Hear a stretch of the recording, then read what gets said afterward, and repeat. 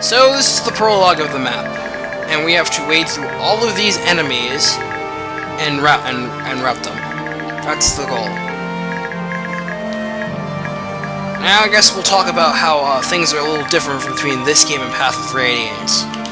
First we'll talk about the stats and everything. You still have all the same stats we had before: strength, skill, speed, and all whatnot. Still have attack, hit, crit, range, attack speed. Now that they actually have it visible for you to see, avoid and dodge. You still have your con, your weight, your movement spaces, your affinity, your race, all of weapon types. You notice that we have a few new weapons on this list. Knives actually have a weapon rank, as well as strikes, which are for Lagoos. We'll talk about those later. And dark magic, which you don't see very often in this game at all. Just a spoiler. You have your skills and your support bonuses, if you have any, as well as any affiliation, your authority stars, which are like leadership stars, and your biorhythm, as well as any bonds you may have. Now for leadership stars, or authority stars, this game calls them, if a character has a star, for every star they have, they get +5 to their hit and evasion. If they're also the leader of the army that they and they have authority stars, the bonus is applied to the entire army. If not, then it's just applied to themselves. I guess we'll talk about Micaiah now. Where do I begin? Mickey here is the Dudley Do-Right and one of the two main characters of this game. She's pretty much a self-righteous person that goes around trying to help all the people that she can in the name of good and everything. Because, you know, she's like that. She's kind of a... the game makes her out to be somewhat of a Mary Sue character, even though she's kinda isn't. It's like 50-50. She's kinda heralded as super, and then half the time she doesn't really do many super things. But I still call her Mickey Sue because I think it fits. She's a light mage, the only one in the game. You'd expect for someone like Micaiah to be really fast and be able to dish out damage. Well, she can dish out damage. She gets really good luck, magic, luck, and resistance. But she gets sparse and everything else, which is a major downer. She starts with light and an herb, which are like the basic vulners in this game. They got 10 uses and restore 10 HP when you use one. Like, this game is like FE4 when it comes to numbers and damage bouncing. She comes with the unique skill Sacrifice, which lets her use up her own HP in order to restore HP to others, as well as restore abnormal status. Very handy to keep that in mind. And also, Shoving is now a skill. She doesn't have any leadership stars, which is a major downer. All in all, you have to keep this chick very well checked, otherwise the enemies are going to walk all over her very fast. Now we come to Edward, Mr. Myrmidon Man of Justice. His stats are pretty well expected of a Myrmidon. He's got an Iron Sword and a Vulnerary, which restore 20 HP when they're used and have 8 uses. These things are godly healing items, and you'll be relying on them mostly throughout most of the game. He has Wrath, which has gotten a bit of a nerf actually. As opposed to activating at half of your HP like in other games, this activates when you're at 30% of your HP, which is a downer really. He also has critical +5, which is a class skill for all Myrmidons. If you notice, Wrath doesn't actually cost anything he doesn't show up later. For Edward. We'll talk a bit more about that later. We'll get to skills. Edward is actually the calm and bright and cheerful newbie of the team. He just wants to be helpful as much as he can. His stats will start like kinda but given some proper use, he'll grow to be one fantastic unit. Although his defenses will leave something to be desired. Fair word of warning. Now we notice that this thing is crawling with enemies. If we chose easy mode, the enemy amount will be cut drastically in half. Just about. The boss is Pugo, a fighter. He's got an iron axe, an ulnary, and he's quite formidable. While the rest of these bandit douches carry bronze weaponry, which aren't very powerful and they can't critical. Keep that in mind. I'm sorry that all this commentary is droll before I actually start playing the game. I have to get most of this out of the way before. Pretty girl like you'll fetch a pretty penny from me. Now be a good girl and come to Papa. Galder, speak, Galder, speak, Galder, speak. What did you say? That better not been insult you. Huh?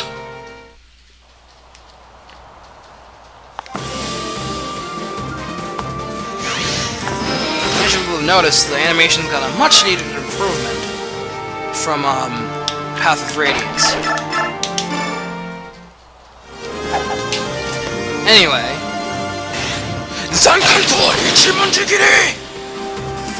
Again, sorry about the commentary being so droll in the early game. I just think like I need to explain most of the stuff so it doesn't go over your heads when it gets all technical and mumbo jumbo later on. I hope you understand.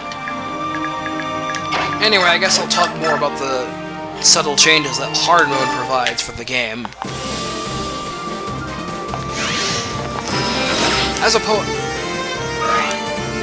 Notwithstanding the souped-up enemies and even less of experience gain, there are quite a few changes that hard mode provides for the players. First and foremost, you'll notice that the guide is gone. That's kind of expected. Second, you can't check enemy movement range.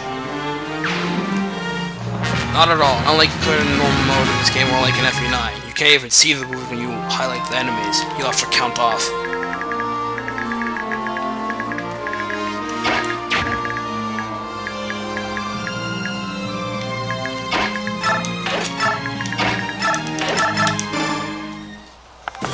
Third, there is no weapon triangle. The weapon triangle is completely disabled in hard mode.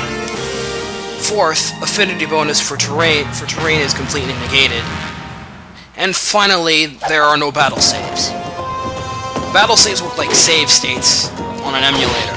You get to choose when you want to stop, save automatically, and load that point into the game whenever you want to.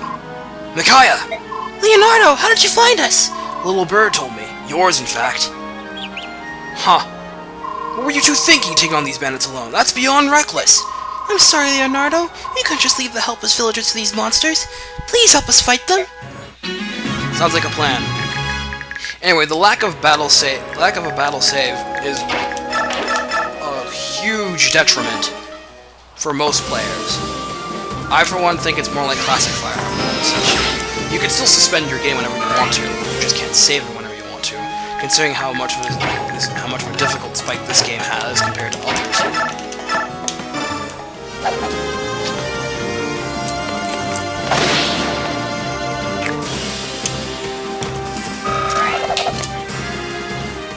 That's right, I didn't talk about Terrain Affinity Bonus. You see the affinity icon right by the terrain at the top there? If a character has the same affinity as the terrain of this map, they'll get a slight hidden evasion bonus. In hard mode, it's completely mitigated, so don't worry about that.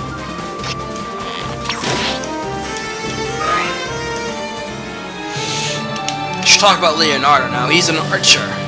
He's kind of Leonardo.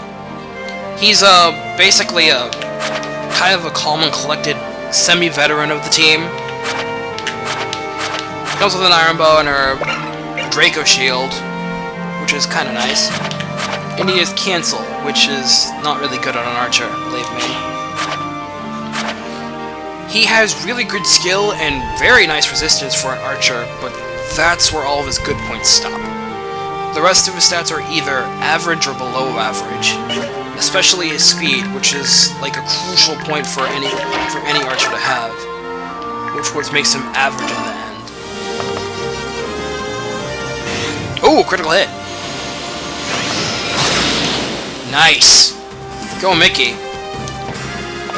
You seriously need to feed Micaiah kills, especially if you're playing on hard mode early on. No matter the manner of man, the goddess judges with an even hand. Let me get an herb. Give me that herb.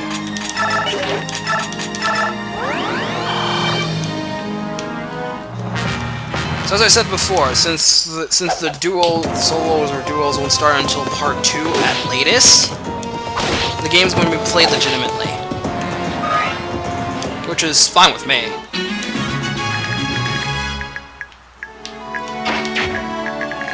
2, 3, 4, 5. Put you there. Leonardo can get a mooch, some experience points. I won't be using him very often. I'll try to use him as much as I can, although in hard mode, good luck. That's all I have to say. Good luck trying to use them efficiently in hard mode.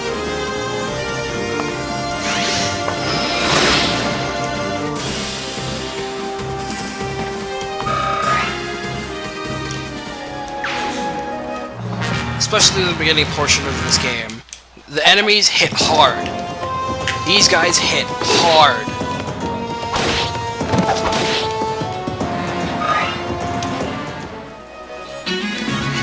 And you'll definitely notice this as the game progresses in just like a couple of chapters. They will do lots of damage to you. You won't nearly have enough defenses or HP to back it up. At least most of Micaiah's characters won't. Which really sucks. Hey, level up! First one in the game goes to Mickey. Magic! Speed! Oh, nice! Definitely want speed.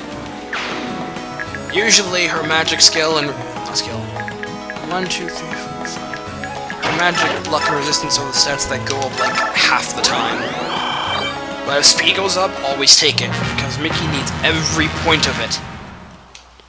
If she's going to do reasonably well in the game, especially on hard mode. Cut.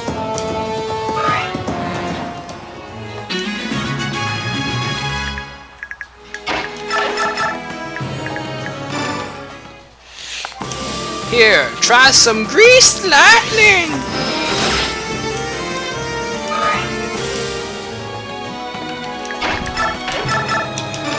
Leonardo shot web. I mean, what?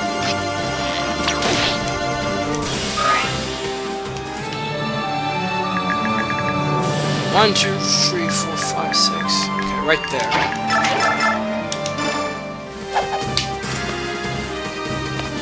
I'm gonna cut you. Why? Another level up for Edward. This time. Strength, skill, speed, luck, defense. Excellent. He's winning every bit of strength and defense early on.